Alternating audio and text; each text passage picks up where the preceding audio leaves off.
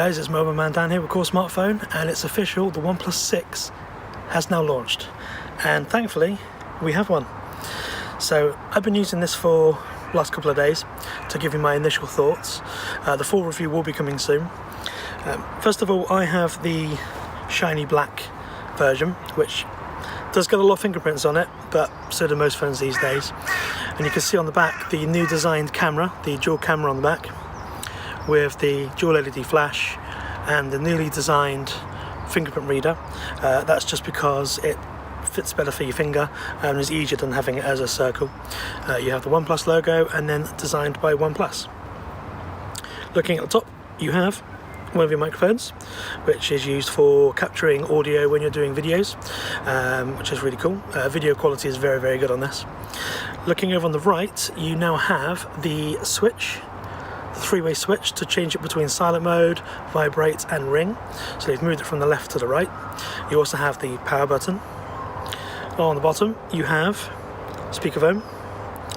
You have a USB Type-C charging port, which uses dash charging, so really, really quick charging. Really, really impressive the speeds this can charge at. It doesn't have wireless charging, but you don't really need it because dash charge is really, really quick. You have the other microphone, and you have a headset jack. Now this is something that a lot of people have missed out on some of the other flagships. OnePlus have decided to keep the headset jack, which a lot of people will like, me personally as well. So especially as you don't have to worry about when your phone's on charge, where'd you plug in your headphones. So headphone jack, USB Type-C, speakerphone. On the right hand side you have the volume up, volume down, and you have the SIM tray. Now this is a dual SIM model. Excuse the plane going above. It's a dual SIM model, dual 4G and dual VoLTE. So if your network supports VoLTE on this phone, you'll get voice over 4G, also voice over Wi-Fi. But both SIM cards support is both 4G, so you don't have one SIM card's 4G, the other one's down to 3G. They both support 4G, which is really, really cool, really interesting. Looking at the back of the phone, I say again, you've got the new design camera, which has got the, they've moved it from this side here over to this side here, and they've kind of turned the orientation of it as well. It does feel better in the hand to use, because when you're holding it like a camera, your fingers aren't going to get in the way, which is good. It's a good design change. Looking over on the front, this is the bit that some people like, some people don't like. I personally don't mind it now. I've used other phones with it on.